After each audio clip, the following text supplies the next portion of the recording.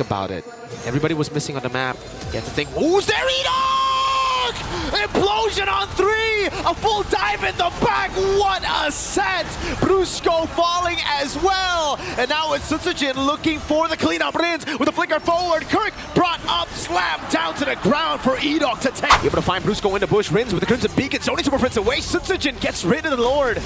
Enoch again finding another! My goodness gracious! And now they're all just falling under that damage. King Kong. Ability of Onic Philippines. Diversion. Where is it going?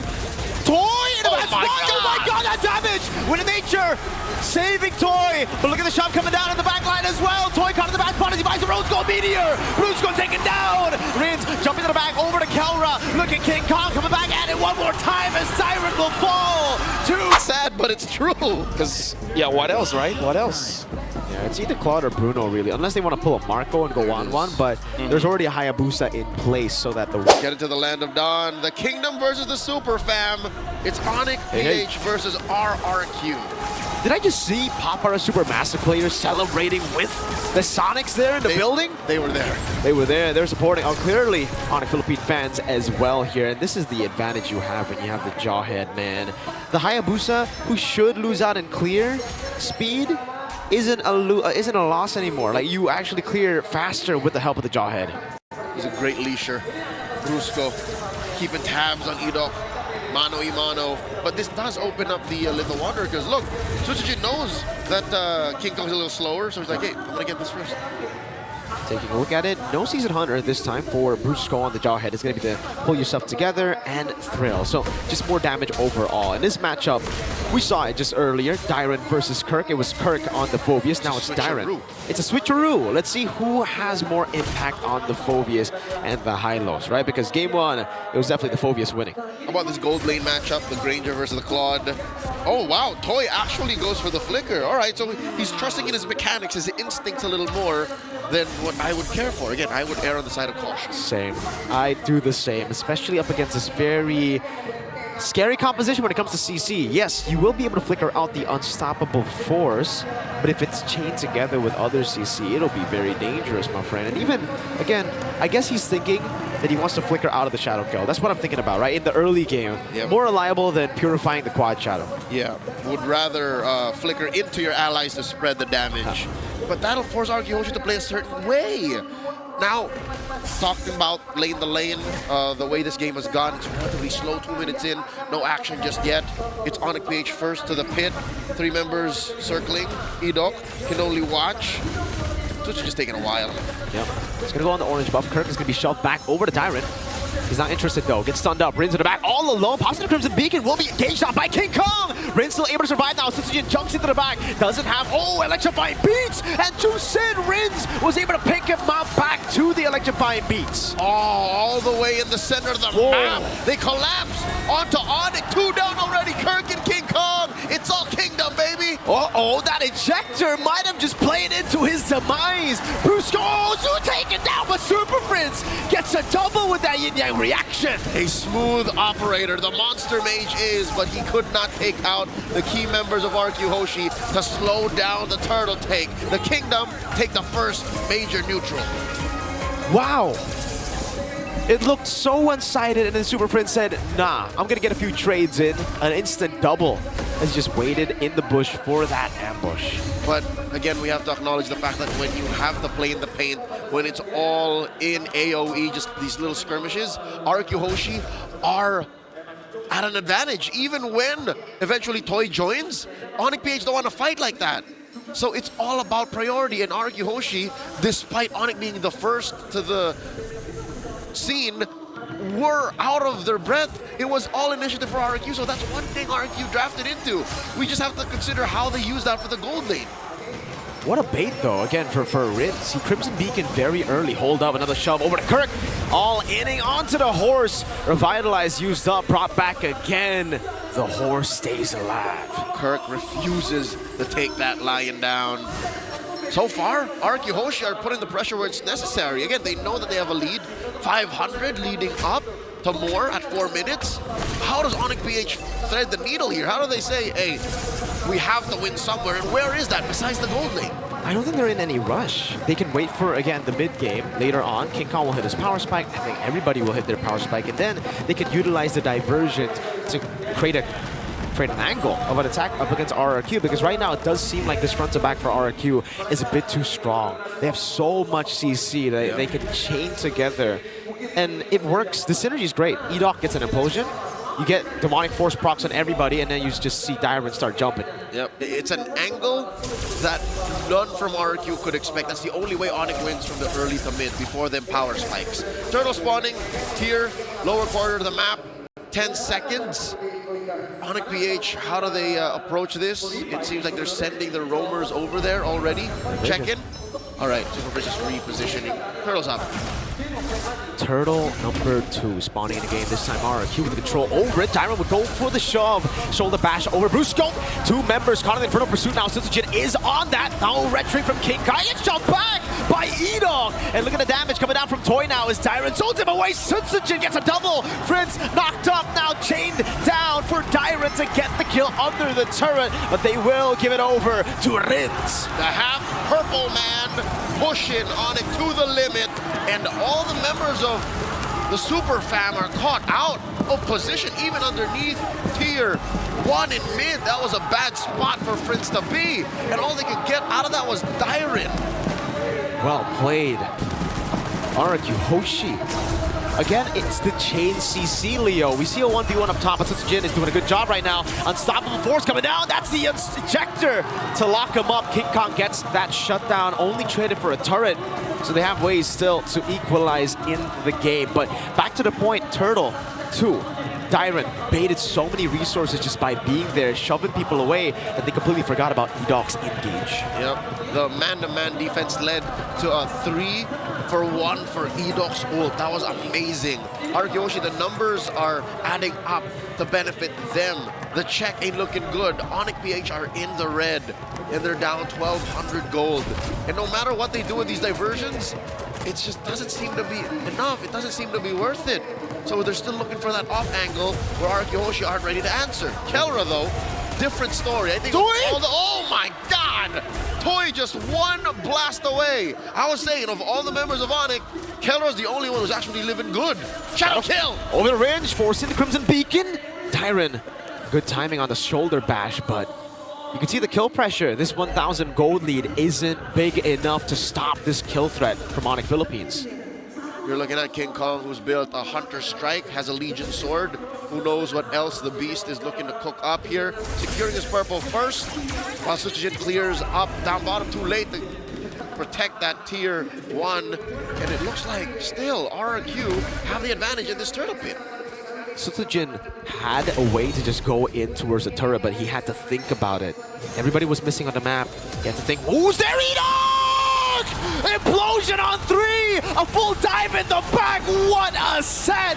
Brusco falling as well! And now it's Sitsujin looking for the cleanup. Rins with a flicker forward. Kirk brought up, slammed down to the ground for Edog to take. The God Implosion echoing all throughout Jakarta City. You can watch that over and over again. It would be just as beautiful as the first time you saw it. RRQ HOSHI converting to a tier 1 in mid and a turtle. How do you come back from that? Wow. What the hell was that? I mean, I did mention it's a signature pick diversion. From a signature to another, Super Prince shows how creative it can be on that diversion. Oh my lord. It wasn't even from an angle you weren't expecting. Onic knew what they were getting into. They just didn't expect Edog to pull the trigger that quickly. And not on that many members. What a play. The lift up as well, the signature flicker forward of Rins. Reactions from the casters. Yeehaw, man, they're full on Cowboys today. That was a sheriff and his deputy. Now back into the action here. 8 minutes 45. The Kingdom up by almost 2,500 gold. Onic PH still on recovery mode. Looking at the items, King Kong down by maybe 500 gold, and then a majority of the lead still on Dyron. Mr. Half Purple Man himself. Half purple, half Dyron, half man, human. Yeah? Kingdom. Kingdom, half kingdom. Diversion, no. All right? They're expecting someone to go for this. No. Ends up being a wasted diversion to the bottom lane, but they do get a clear down below. RRQ has watched a good number of Prince matches to know exactly where he wants to send his team when he's on a low Yi. They're waiting for this Lord spawning in the upper quarter, 30 seconds till, and all Onic has to show for it is that tier 1 push down bottom. They are struggling, and that's an understatement. Onic can't even play the map. Usually when Onic is down this bad, they would find ways to play the map, but even King Kong is afraid. King Kong has no natural defenses against what RRQ is bringing.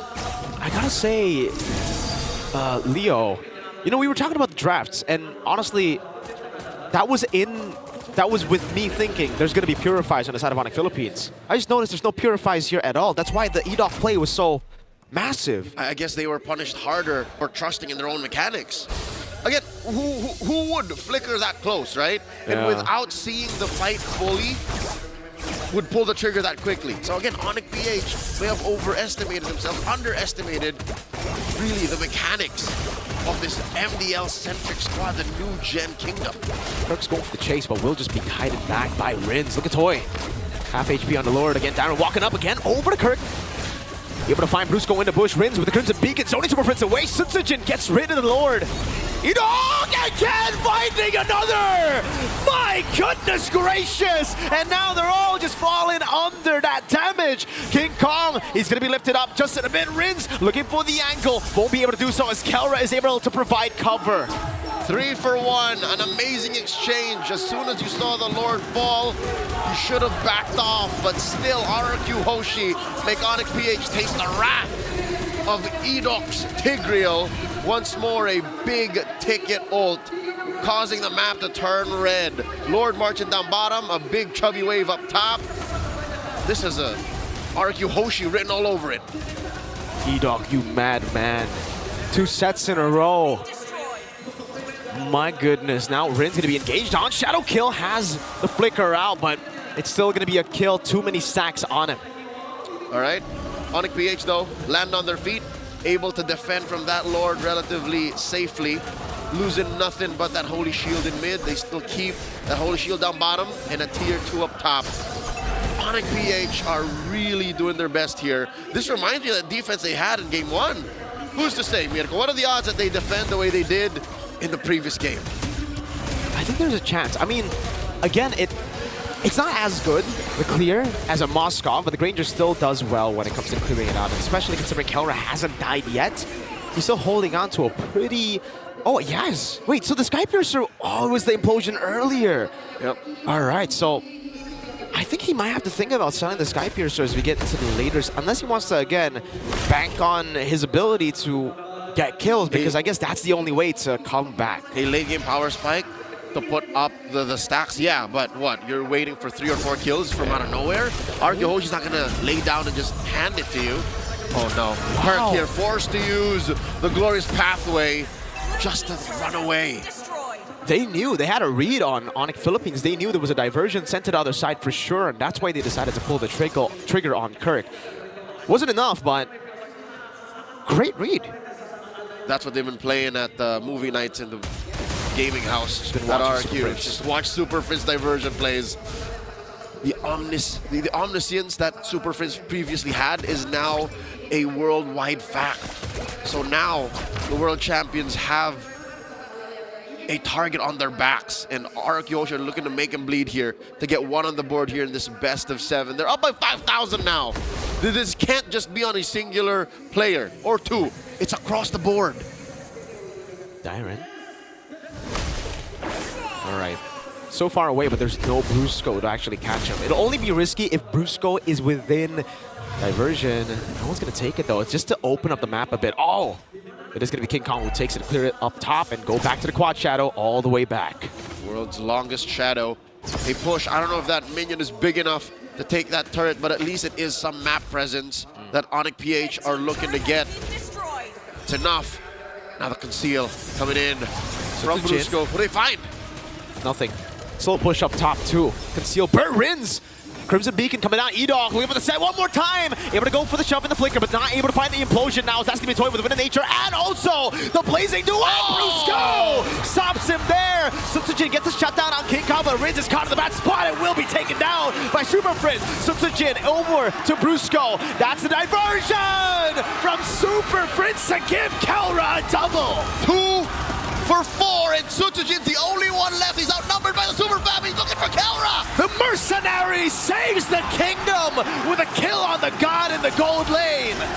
And the map equalizes. I don't think Prince and Kirk want to take down Sutsujin nor risk anything else for the Lord. RRQ Hoshi, what a recovery. Onic PH still showing that they got something left in the tank. And he can burst it down for sure, all alone, no problem. You can see the difference it makes. Hold up, Sutsujin now around a diversion coming down. That's going to be the sun over. Oh, almost a steal. What a crazy calculation from Kirk. The timing, he almost got it. A second difference between Kirk trying and Onic PH sending over Prince, Brusco, and King Kong. That was that close, ladies and gentlemen. They did not close the gap just yet, though. 4,000 still between these two teams. You can see the difference, though. The big, big difference when E-Dog does not get a set in these skirmishes. That's an angle of attack for Onic Philippines. Down below, King Kong already used a shadow kill. Sutsujin not going to go for the chase. Lord still in the mid lane.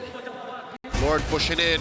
Onic PH have to watch their backs. In comes Dyron. Able to find Kelra. E-Dog looking for the implosion one more time. Only able to find Kirk now as he goes in for the shot. But Toy very low in the back buys the immortality. E-Dog able to stay alive. Dyron pops into a crowd. And Sutsujin is unable to get anyone down. And Kelra has just taken another kill into that Sky Piercer. Onic PH lose quite a bit in that defense. Top and mid get annihilated.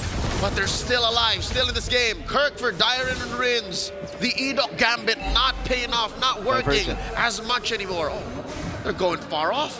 What are they looking for here? It's a read. It's a possible read to a move for RRQ. They have to try to get themselves outside of the base, right? They can't just be playing inside. But it's the wrong read, unfortunately, this time around, and they won't be able to find anything. But still, the fact that they have defended means that they have that late game now that we were talking about. Kelra, he gambled on that Sky Piercer stack. He's got it. He got a few, and they're working with that. Scraps is enough to still build an empire, and it's gonna take a while. You're looking at a 17-minute game, 13-18, with very little on the map for Onic still. Good news is they can get out of their base. Bad news is they have to permanently keep defending and managing those waves in mid and in top, and top is the long lane. So what does that mean? They have to use a diversion, possibly defensively. They have to use a diversion to send dudes over to clear the wave and then join the fight. How are they gonna start defending against E-Dog then? It's the best angle, it's the best side to have a base turret on. But this is the unpredictability of Onic Philippines. Diversion, where is it going?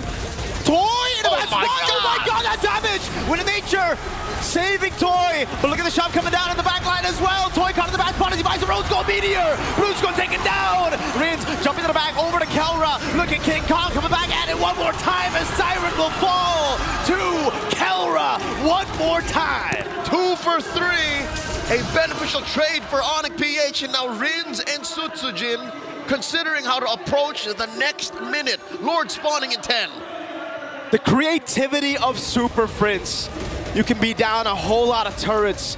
It can look impossible to come back, but nothing is impossible when you have a Lo Yi like this. Yellow rain from whichever angle Super Prince wants to come in via the diversion. An artist on this hero. Oh, Sutsujin's really trying.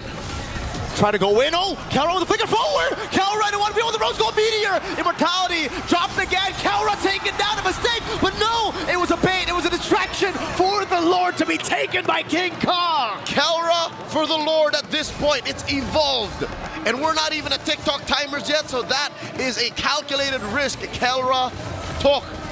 The rest of the Super Fam agreed to this, but you're right, Miracle. But the waves. They can't defend without Kelra. 20 seconds, the big gamble. Good Disengaged from the side of King Kong. Ida only able to find one right now. Kirk will be melted down, but is still able to get out with the Glorious Pathway as again Super Prince comes in around with the reaction. Sunsujin jumps in with a crowd by Super Prince. Pop back again. Brusco taken low. And inside the base, RRQ HOSHI wreaking havoc. Down goes Riz, but it's too late. A gamble that paid off.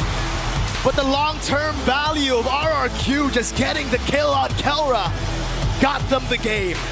1-1, the Kingdom are on the board. Onic PH played a little too risky, get punished on the clapback. One team plays it risky. I don't know. I felt like RRQ